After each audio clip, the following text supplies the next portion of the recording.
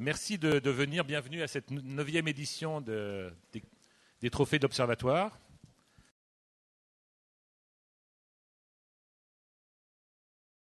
C'est la 9e édition de notre colloque. Et donc, cette année, le thème de l'Université d'été est du danger à l'opportunité.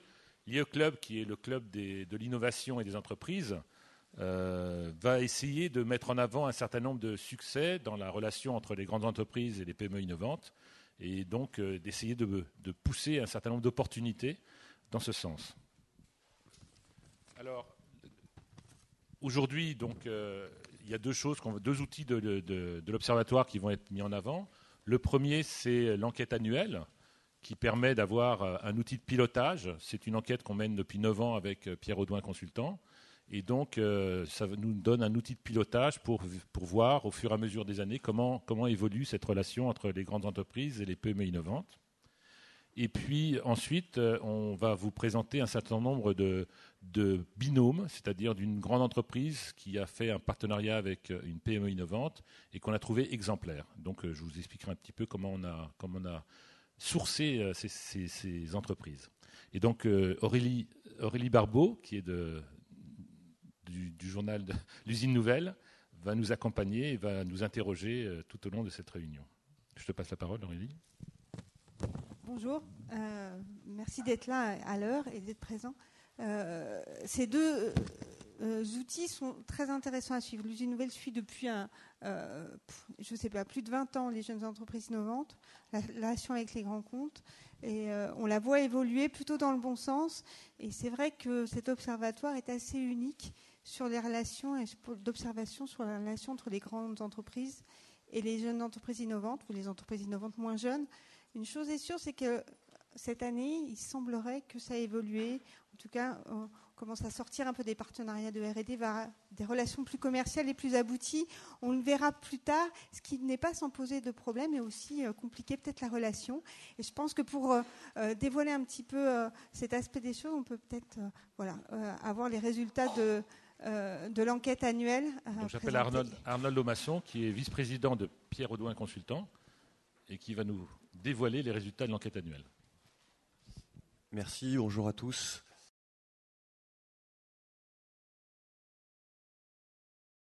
Donc effectivement, l'enquête annuelle, c'était la 8e année qu'on menait cette enquête. On essaye d'avoir un panel relativement stable chaque année qui nous permet d'avoir des statistiques assez fiables et puis vraiment de capter cette tendance. On va voir, je pense qu'Aurélie l'a dit en introduction, il s'est passé quand même quelque chose cette année. On était sur une tendance où la relation entre les PME et les grandes entreprises était jugée plutôt satisfaisante.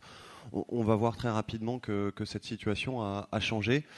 Je passe sur la présente l'enquête. On va tout de suite passer au vif du sujet. Voilà, je pense que le graphique en lui-même est relativement clair.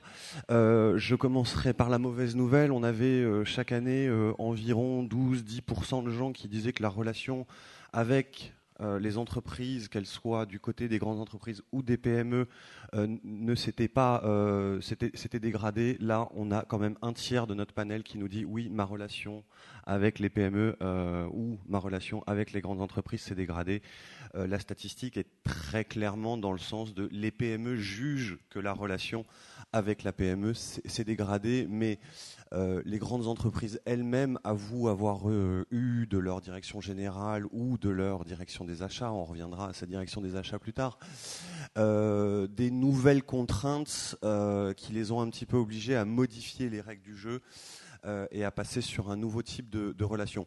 La majorité quand même, c'est le 38%, estime, et c'est toujours là la bonne nouvelle, que la relation s'améliore. Donc on est quand même sur un très gros tiers de gens qui nous disent oui, ça s'améliore. En revanche, on voit quand même que la situation s'est considérablement tendue. C'est dommage qu'elle se soit considérablement tendue parce que cette relation reste primordiale pour les entreprises. Les deux planches qui suivent montrent cette relation. On voit que pratiquement 2/3 du panel des PME réalise son chiffre d'affaires avec les grandes entreprises. La relation avec les grandes entreprises dans la performance des PME est fondamentale. Et cette statistique ici, le chiffre d'affaires des PME dans 80 des cas est réalisé avec moins de 5 clients, montre que si l'on n'a pas aujourd'hui une relation importante et majeure avec sa grande entreprise, c'est un vrai problème. J'ai mis sur le slide suivant, alors bon, c'est très joli, j'espère que vous trouvez ça joli, mais ce qui est important par rapport aux autres années, ce qu'on a montré depuis que l'Observatoire existe, c'est que ce qui était important dans la relation, c'était les PME pouvaient, à travers leur relation avec la grande entreprise, se créer des références et avoir une certaine récurrence. On retrouve bien ces deux éléments-là cette année encore. En revanche, ce que l'on trouve en premier, c'est l'aspect de taille.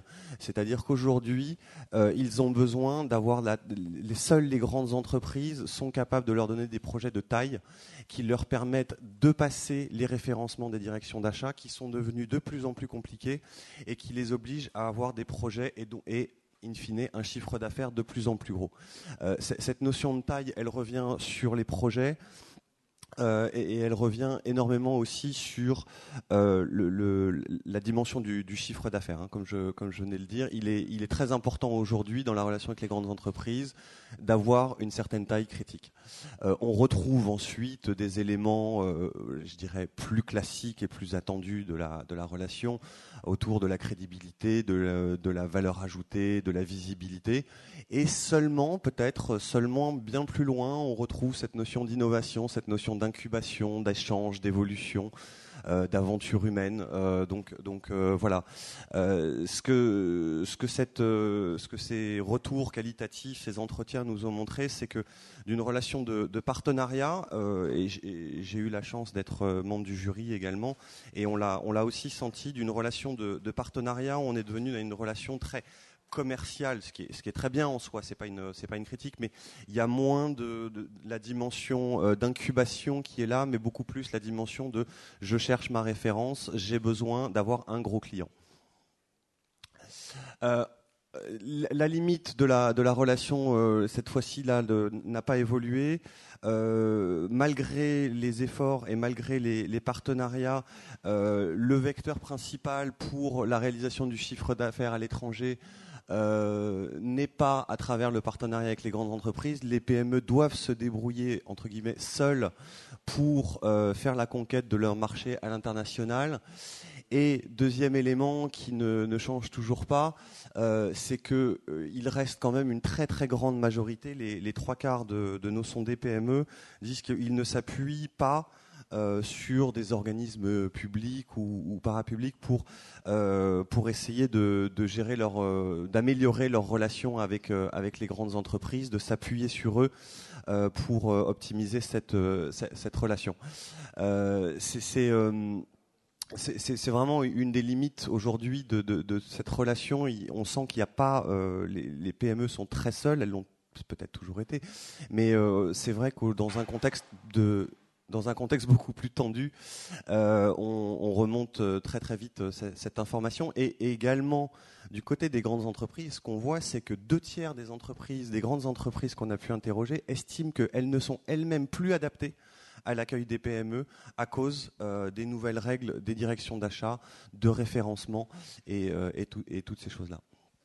En conclusion, sur cette enquête, on retrouve encore une fois les 3 grands piliers de la relation et vraiment ce qui serait à améliorer selon vous. J'imagine que certains d'entre vous ont répondu à cette enquête. Autour de l'accompagnement, on a eu des idées autour il serait intéressant d'avoir une cartographie des filières industrielles pour qu'on puisse identifier quelles sont les PME, etc.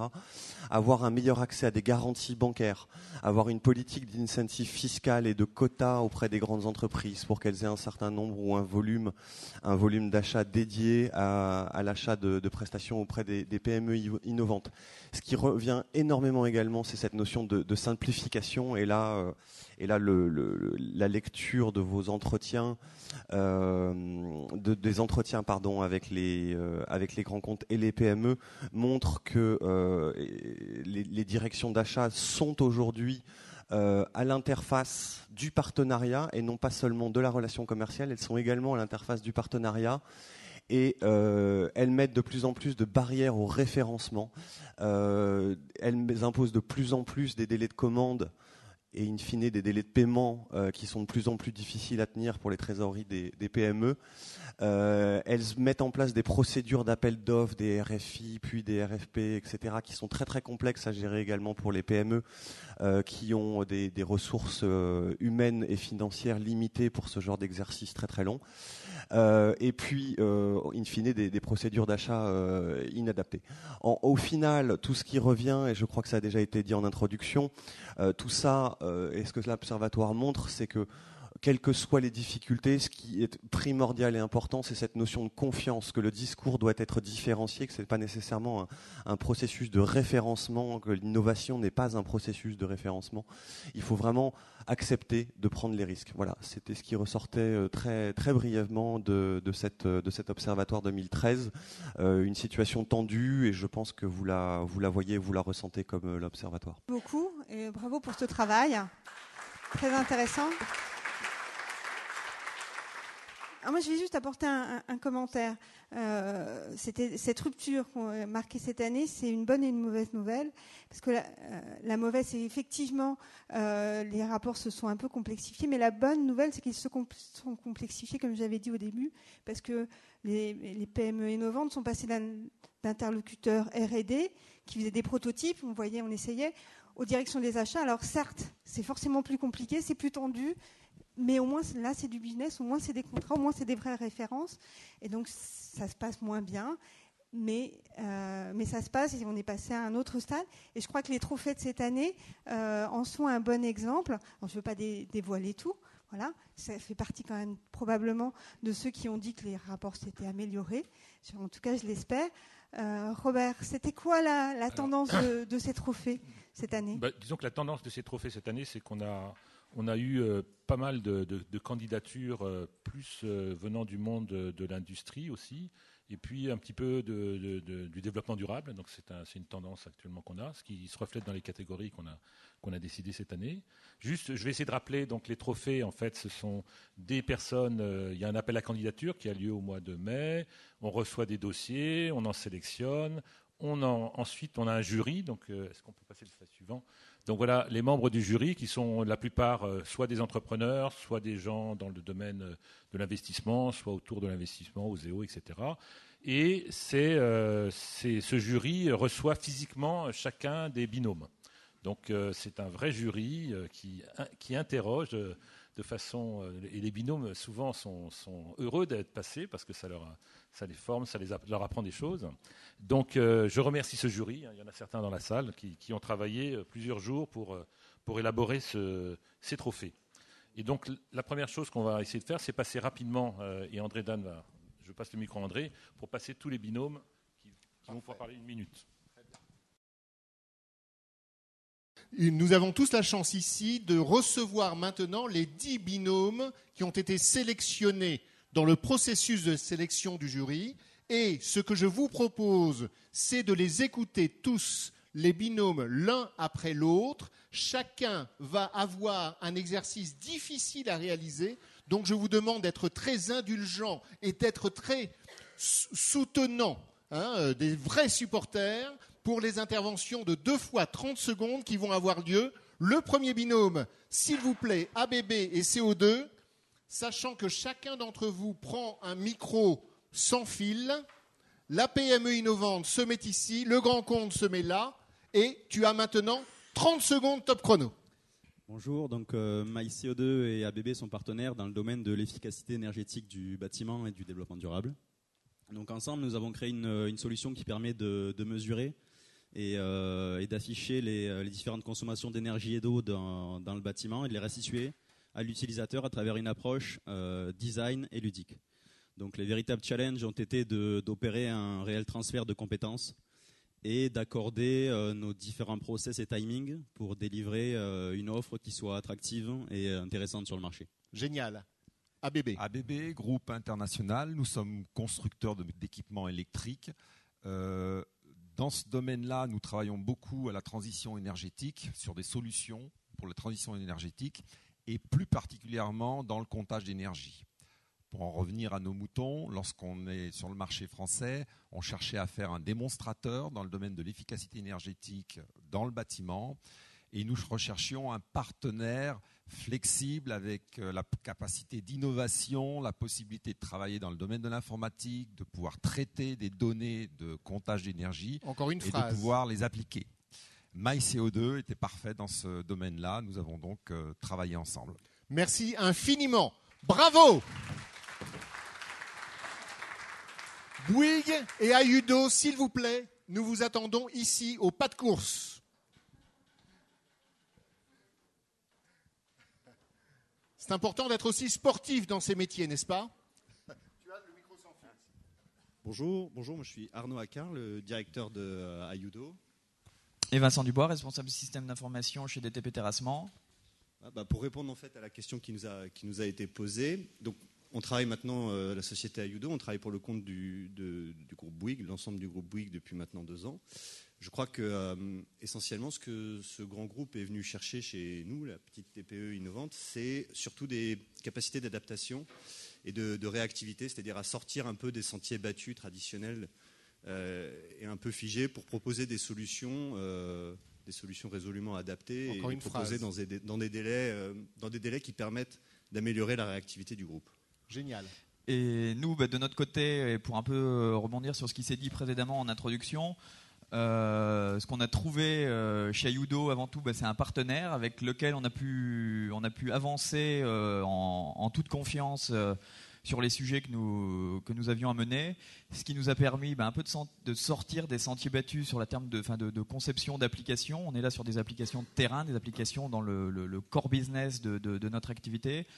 Et donc, les résultats, on a de très bons résultats, et je pense principalement grâce à cette bonne relation. Vincent Dubois, merci beaucoup. Merci à vous deux. Bravo. Le prochain binôme, Bouygues et Techniwood, s'il vous plaît. La PME ici. Super. Très bien. C'est le même prix. Vas-y. Techniwood, c'est une start-up industrielle créée en 2010 qui construit des nouveaux systèmes constructifs en bois, donc développement durable. On travaille avec Bouygues depuis 3 ans, qui nous a aidés sur les certifications, sur les homologations et puis sur nos premiers projets pilotes. Et avec Gaëtan Desruelles, le directeur innovation, on a, grâce à une bonne connaissance réciproque des groupes, une vraie confiance et un vrai travail en transparent, réussi à porter cette start-up aujourd'hui dans le marché de la construction. Joli, merci François. Bonjour, Rémi Thépeau, je suis ingénieur R&D chez Bouygues Construction. Pour nous, ce partenariat, c'est l'occasion de travailler sur une innovation qui est en phase avec la politique R&D du groupe, construction durable, construction bas carbone avec des produits biosourcés et industrialisation. Voilà, je passe la parole à Christian Griffo, le directeur R&D de Bouygues Construction. Merci.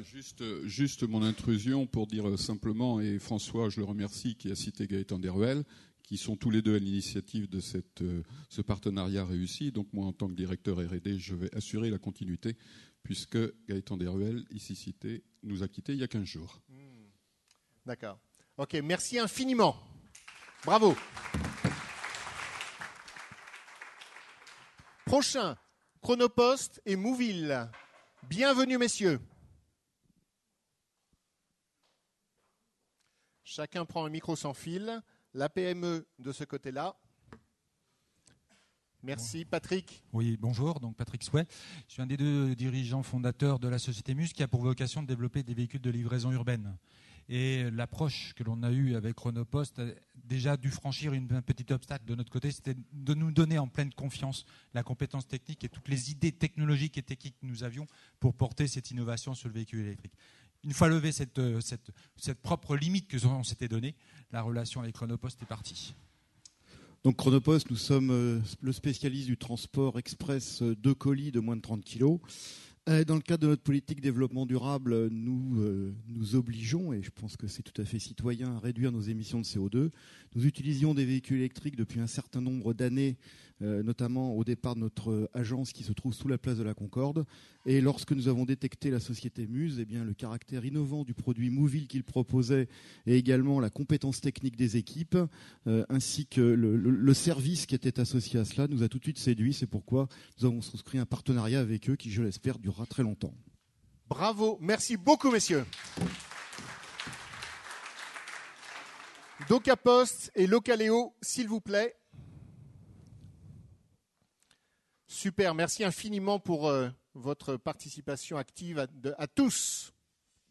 Bien, bonjour. Alors, Localeo est pionnier en France dans les outils de gestion de la relation citoyen qui permettent aux villes de réduire le coût de traitement tout en améliorant la qualité du service. Et Localeo était arrivé à une situation où ce marché se développant, il avait un risque à rester tout seul. Et l'accord avec DocaPost a été une opportunité exceptionnelle pour nous puisque ça nous a permis d'accéder au réseau national de la Poste en identifiant également de nombreuses synergies techniques. Et la difficulté, pour terminer, c'était peut-être la notion de temps qui n'est pas la même dans un grand groupe et dans une PME innovante, mais je dirais tous ces échanges se sont faits avec une confiance que j'ai sentie dès le départ, notamment avec les dirigeants de DocaPost, qui a permis de me rendre patient et d'arriver aujourd'hui à une situation où cet accord est profitable, en tout cas pour Localeo. Merci Jean-Charles. Christophe.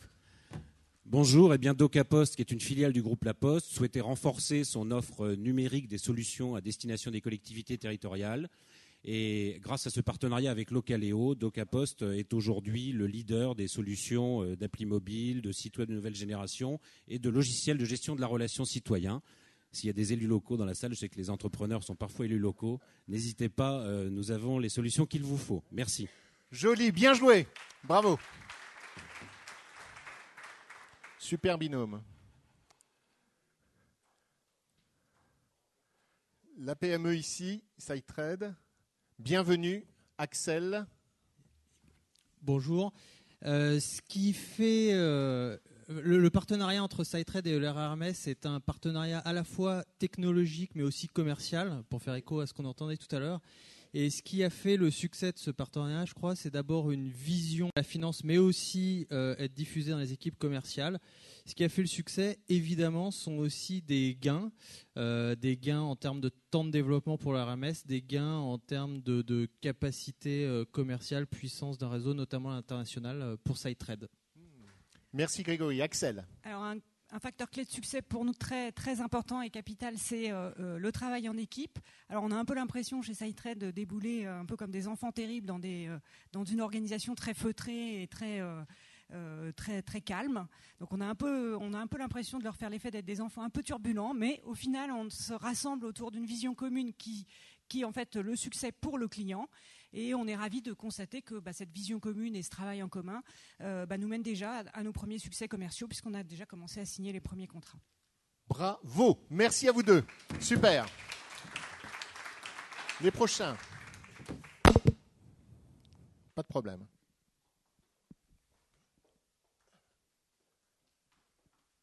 Qui est rue du Commerce?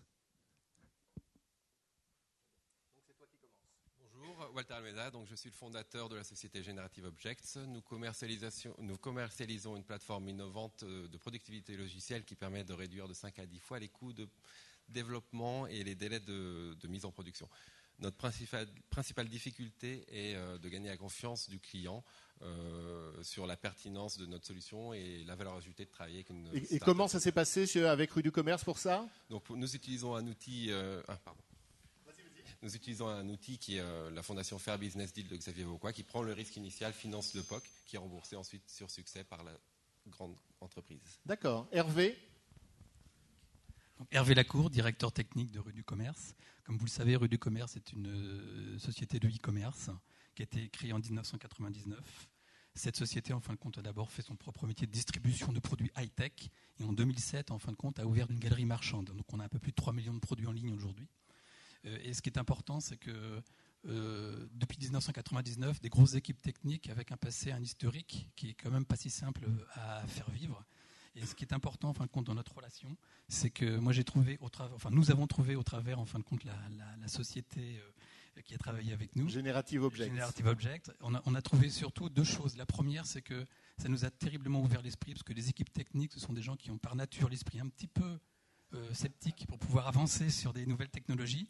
On a pu travailler grâce à ce POC. Et la deuxième chose, je voudrais quand même en parler, cette deuxième chose, c'est qu'on a profité de ce genre de projet pour pouvoir faire participer au maximum et de façon très efficace les fonctionnels avec les techniciens grâce en fin de compte à ce partenariat. Et ça a vraiment très très bien fonctionné. Bravo. Hervé, merci beaucoup.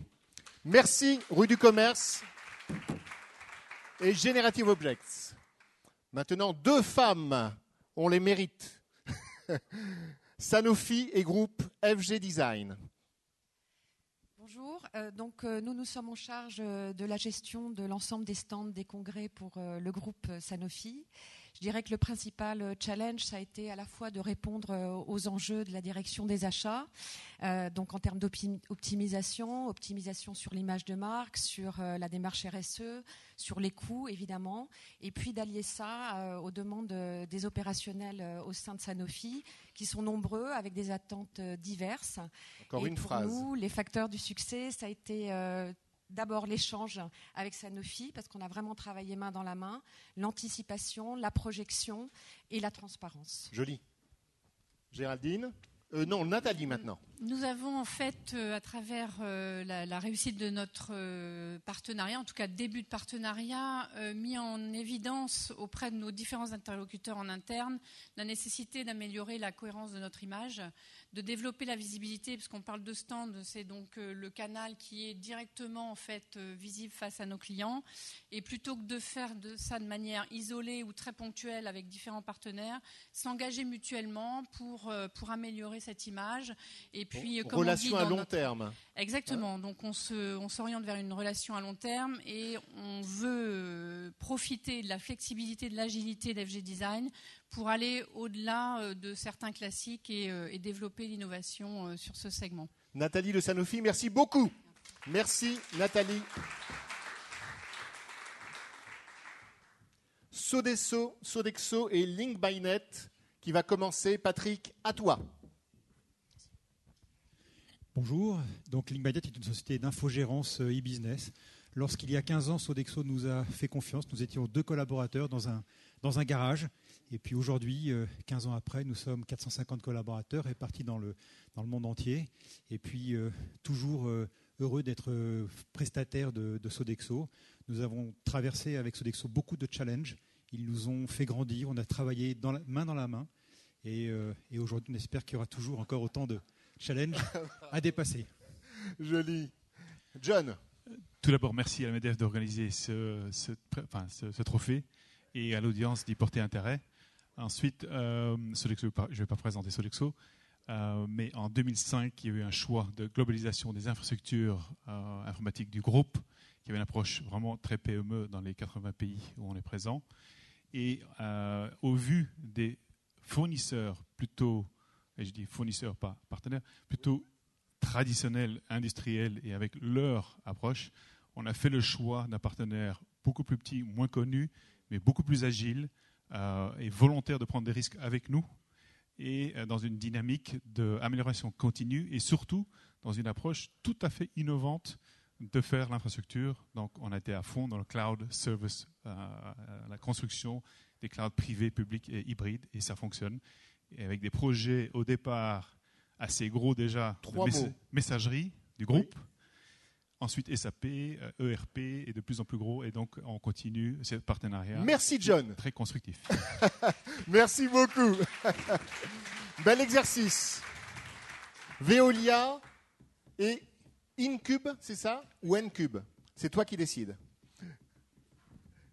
Oui, bonjour. Donc, Incube Éthique accompagne Veolia Propreté sur la recherche d'éco-efficacité énergétique sur ses sites industriels. Donc, l'efficacité énergétique, ça peut paraître simple. En pratique, eh bien, sur des sites industriels, c'est un peu plus compliqué. Et notre grand pari, ça a été de travailler à la fois sur les aspects techniques, aller jusqu'à des process comme des incinérateurs qu'il a fallu appréhender, mais aussi sur les aspects managériaux, savoir convaincre à la fois un grand patron des investissements à mener jusqu'aux techniciens sur les sites, et puis le comportemental. Et ça, c'est peut-être le plus dur, le plus gros frein au changement. Et donc, nous allons jusqu'à l'ISO 50001. Maintenant, tu passes de l'autre côté. Voilà. Alors, ce qu'a dit Michel Valache lors du jury, en parlant d'incubétique, et qui m'a fait plaisir, c'est qu'il a dit dans incubétique, il y a éthique, et il a dit qu'il retrouvait les valeurs humaines qu'il aimerait retrouver chez ses collaborateurs au niveau respect de l'environnement. Et donc, c'est ce qu'il a trouvé chez nous, et il souhaite que finalement, ce qu'on incarne au niveau exemplarité, on puisse le diffuser au sein des équipes en région avec qui on travaille. Voilà, et qu'on aille plus loin aussi auprès de ses clients collectivités. Joli partage de culture. Bravo. Merci. Bravo, bien joué. Bénédicte ? Bravo à tous. Forcément, j'aurais dû avoir du mal à décerner ces 3 trophées. Bien sûr, je te propose, Aurélie, si vous le voulez bien, que l'on applaudisse tous ensemble les 10 binômes qui nous ont fait l'honneur d'être avec nous aujourd'hui. Merci infiniment. On ne va pas les faire languir plus longtemps. Alors pour remettre, il y aura 3 trophées de remis. Un trophée industrie, un trophée logiciel et un trophée développement durable. Pour remettre le prix industrie, j'appelle Karen Le Chenadec, qui est directrice du département développement numérique des territoires à la Caisse des dépôts et consignations.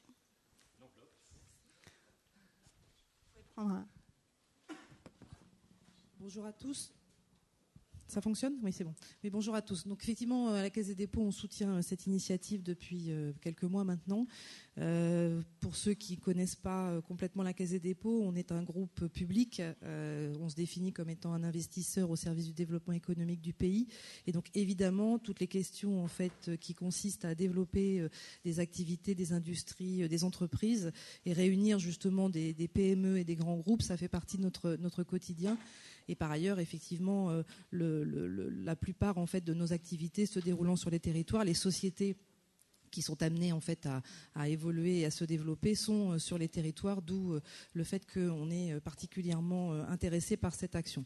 Par ailleurs, effectivement, sur le prix que j'ai l'honneur effectivement de remettre sur la partie industrie, ce qui nous intéresse, c'est encore une fois le développement sur les territoires. Ça répond à des enjeux et j'ai été particulièrement intéressée effectivement d'entendre toutes les présentations des sociétés parce que ça appelle un certain nombre de priorités stratégiques pour nous, Caisse des dépôts. Et donc le prix que je remets aujourd'hui répond a priori à un certain nombre de nos priorités. Je suis très, très fière et honorée de le faire. Et donc j'accueille la société qui a remporté ce prix. Donc j'ouvre le suspense. Donc il s'agit donc de la société, enfin du partenariat Bouygues Construction et Techniwood.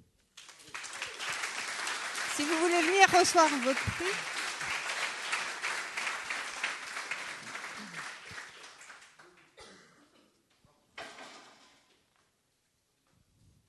Il y en a un pour chacun, différent ou c'est le même? Bon. Donc bravo. Bravo, messieurs. Et donc je crois avoir compris qu'effectivement votre société est basée justement dans les territoires ou sur Paris.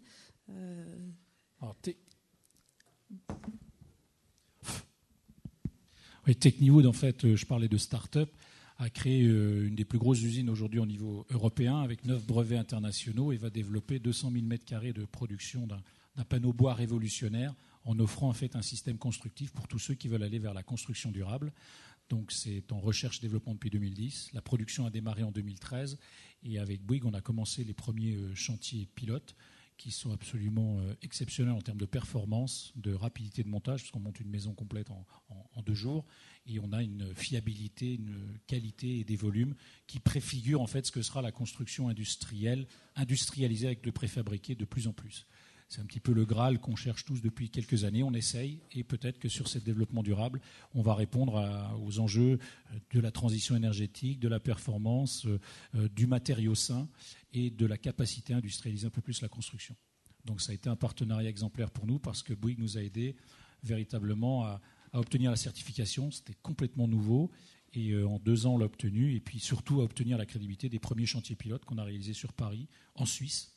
On a réussi à séduire la partie suisse qui est plus en avance que nous encore sur ces sujets-là. Donc merci pour cette reconnaissance parce qu'on a beaucoup transpiré, c'est un gros investissement et on serre les fesses tous les jours. Juste un mot de Bouygues. Rapidement, merci à l'organisation, merci à Techniwood. Il y a encore du boulot, je pense, ensemble. Donc, au plaisir de continuer. Et puis, je passe la parole à Christian. Oui, donc merci, bravo. Bravo à nous, bravo à tous d'ailleurs, parce qu'on a vu 10 projets magnifiques. Tout ça s'inscrit dans une politique de partenariat qu'on conduit maintenant de manière très active en R&D chez Bouygues Construction depuis 2-3 ans, 3-4 ans. Alors les partenariats sont de plusieurs natures. D'ailleurs, on fait des partenariats avec de très grands groupes, comme le nôtre, et puis des partenariats avec des PME particulièrement innovantes, surtout dans cette dynamique que le groupe veut de faire de la construction durable un de ses atouts, et qui répond aux besoins de notre société de développement durable, de CO2 et d'environnement. Donc ces partenariats sont développés et on travaille avec plusieurs PME particulièrement innovantes dans ces créneaux-là. On a eu le plaisir de travailler ensemble avec François, et c'est Rémi qui a conduit le projet côté Bouygues Construction, d'où sa présence, évidemment. Enfin, bravo merci. Encore.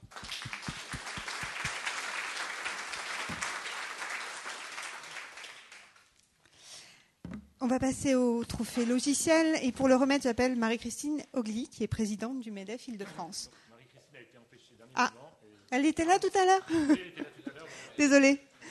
Je la remplace. Je suis désolé pour ceux qui s'attendaient à voir Marie-Christine.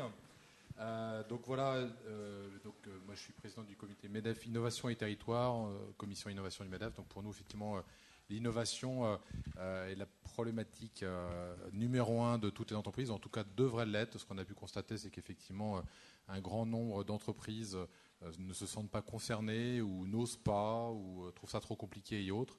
Et on trouve que justement, ces partenariats entre grandes entreprises et PME sont justement un bon moyen, à la fois pour le grand groupe de s'ouvrir, parce que je pense que c'est nécessaire pour lui, et aussi pour la PME de grandir, d'avoir disposé d'un réseau et de nombreuses choses.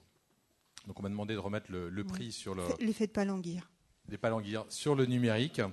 Voilà, donc on a une société qui est Euler Hermès et SideTrade. Bravo.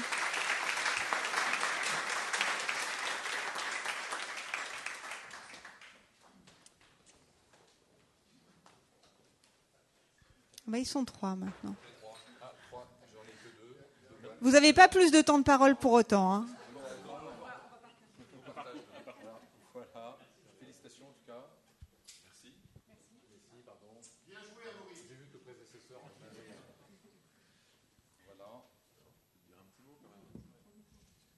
Donc ce qu'on a beaucoup aimé dans le projet, c'était le côté équilibré du partenariat justement entre les deux, et notamment avec la présence du nom et symbolique de tout ce qu'on peut faire dans le logiciel d'imbriquer des solutions.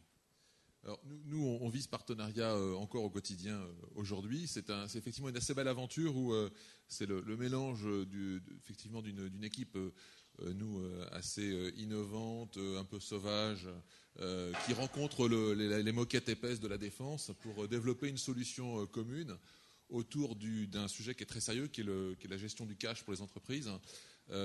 Qu'on a donc fait grandir à travers une extension sur la partie gestion du risque et donc gestion de l'assurance crédit, et qui est aujourd'hui une solution qui est très attendue par notre marché commun. Et donc on a développé à la fois en France et qui sortira en Angleterre, qui sera lancé dans quelques semaines. Et pendant les travaux, les ventes ont déjà démarré. Et donc une première vente a déjà eu lieu au mois de juin cette année. Merci Bruno, tu as raison. Et effectivement, ce que vous disiez, le nom de notre solution commune, le RMS Intelligence by SideTrade, elle montre bien effectivement cette imbrication, le fait qu'on marche main dans la main et surtout qu'on se projette à long terme. Je remercie le jury de nous avoir récompensé cette année et j'espère que l'année prochaine, on pourra gagner le trophée du partenariat qui dure. Bravo.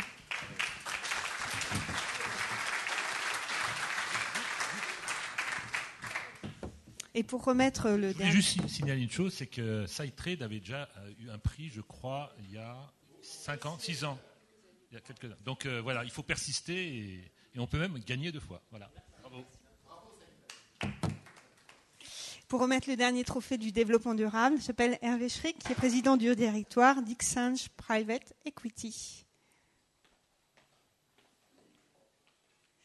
Je vous laisse prendre un micro, nous dire un mot. Merci. Bonjour, je suis d'autant plus heureux de venir aujourd'hui que Robert m'a insisté pour que je sois là pour le 10e anniversaire de la création de l'Observatoire que nous avons porté sur les fonds baptismaux tous les deux. Il y a 10 ans, c'est également l'anniversaire d'Xange, qui est un fonds qui a été créé à l'initiative d'un grand groupe de services, La Poste, accompagné d'autres groupes, Laser, dont Philippe Lemoine est le président et présent aujourd'hui, Néopost, Deloitte, Alten. Et 10 ans après, nous avons le plaisir de voir SideTrade qui est récompensé, dont nous sommes un investisseur depuis 9 ans, ce qui prouve que le capital investissement peut être long. Et puis c'est l'année aussi où nous avons cédé Néolan, qui est un des grands succès des technologies de l'information en France, qui veut dire qu'en France, on peut créer des très grandes entreprises.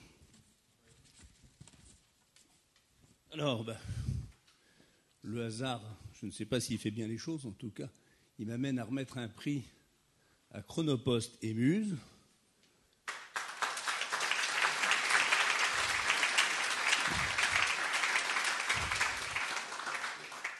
Et donc je remets un prix pour partie à un collègue, avec mes très chaleureuses félicitations pour un beau projet de nature quand même assez risqué, puisque nous, dans notre métier, tout ce qui est l'investissement dans les technologies hardware, dur, etc., c'est ce qui est le plus difficile. Et pour un groupe industriel, d'accompagner une aventure de ce type-là, c'est assez exceptionnel.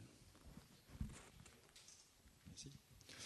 Écoutez, oui, je pense qu'il y a 4 ans, quand on a lancé ce partenariat avec Pascal Triolet, je ne pense pas qu'on avait imaginé qu'on serait là aujourd'hui. Aujourd'hui, la chance que l'on a, et comme tout à l'heure Bruno Gonzalez, que je salue, le disait, pendant les travaux, on a pu réaliser des ventes. Donc en fait, l'enjeu aujourd'hui de Muse, grâce à la compréhension, moi je considère que Chronopost a pris 2 risques en nous accompagnant. Le risque par le produit lui-même, qui est un produit quand même très innovant, mais également un risque en nous confiant la connaissance de son métier, de son business model. Ce qui fait qu'aujourd'hui, on a la capacité de dialoguer avec toutes les sociétés de livraison de France et de Navarre en ayant compris l'intérêt qu'elles ont, en maîtrisant leurs coûts économiques et en maîtrisant la qualité de service qu'elles apportent à leurs clients, l'enjeu de l'environnemental. Elles ne feront jamais l'environnemental s'il n'y a pas la contrainte économique, s'il n'y a pas la qualité de service offert aux clients. Mais si vous avez compris ces 2-là et que vous savez offrir des véhicules qui correspondent à cela pour leur faire gagner un pas supplémentaire dans l'environnemental, y compris dans le social, alors là, on a gagné. Et ça, c'est grâce à Chronopost.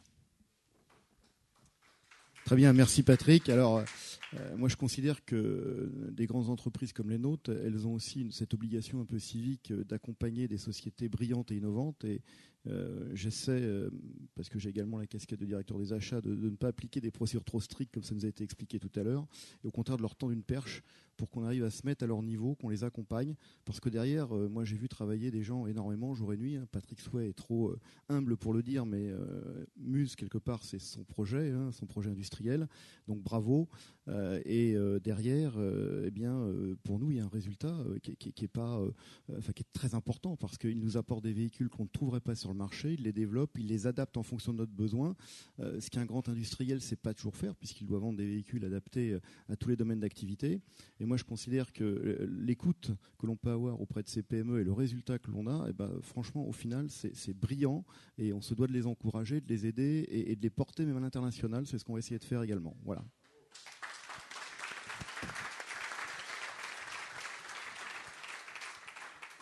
Bravo, je crois que vous avez bien ce partenariat, ce dernier trophée résume bien ce que c'est que une relation PME innovante, grande entreprise réussie. Elle est basée sur 2 choses, la confiance et la prise de risque. Ils ont, en tout cas tous les binômes et tous les nominés aujourd'hui l'ont bien démontré, et que quand ces deux conditions sont réunies, eh bien ça fonctionne, ça donne des très très beaux projets.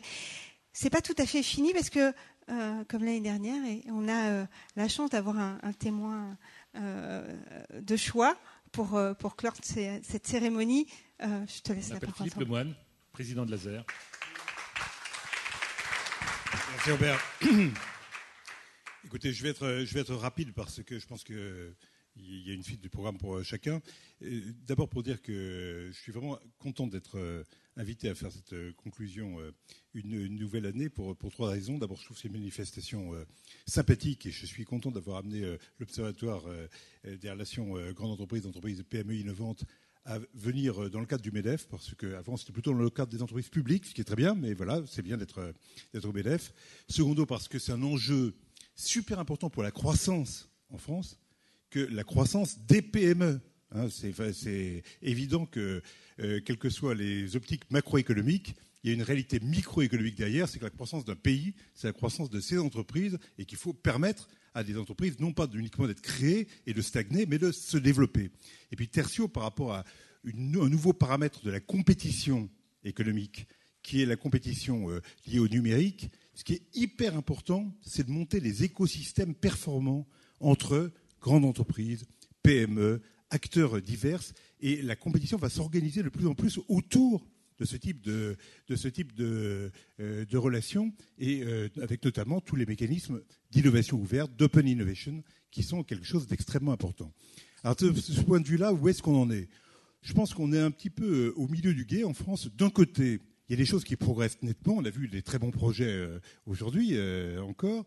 On a vu que dans beaucoup d'entreprises, moi je rencontre beaucoup de grandes entreprises, il y a aujourd'hui une ouverture de plus en plus grande des services recherche, développement, innovation, à être pas uniquement sur l'innovation qui se fait sur place, mais à l'innovation qui se fait ailleurs, avec des systèmes de veille, des systèmes d'ouverture. Ça progresse.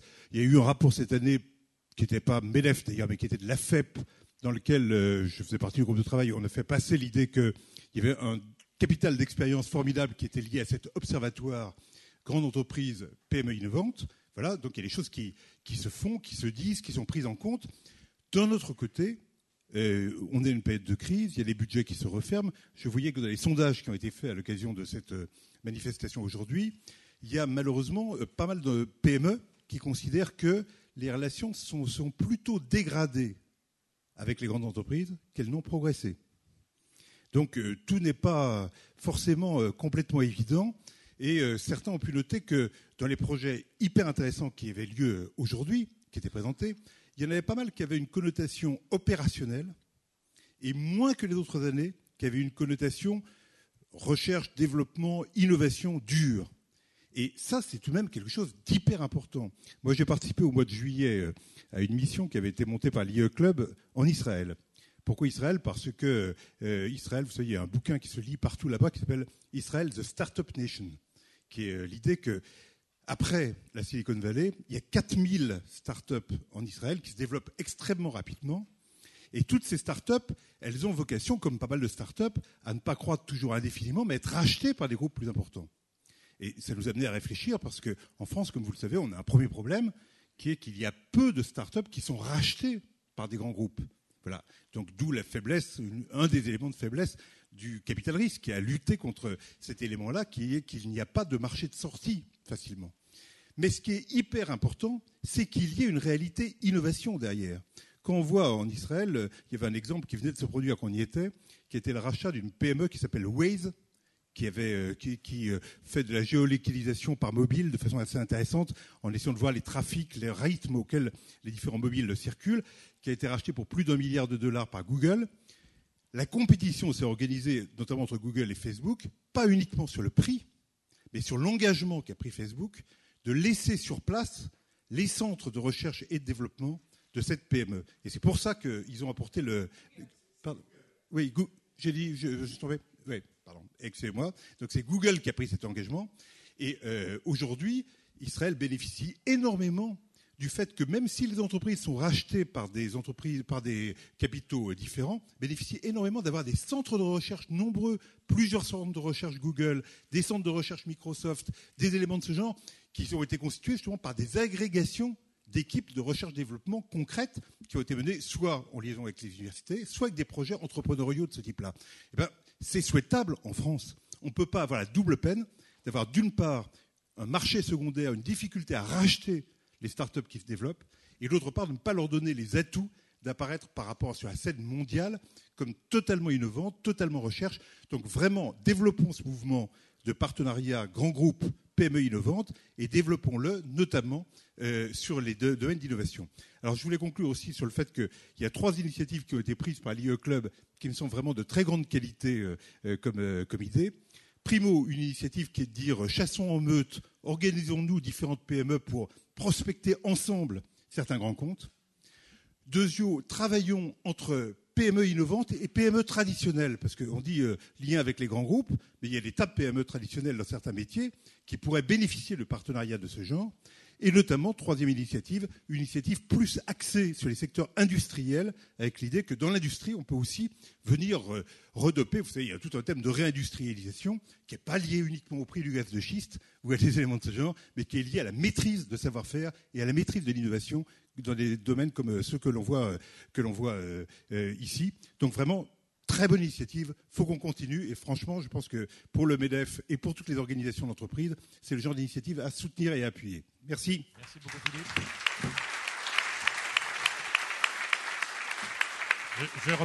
Je rebondis juste sur ce que vient de dire Philippe. La prochaine, il y a une réunion de l'IE Club, une présentation au mois de septembre sur justement le corporate finance.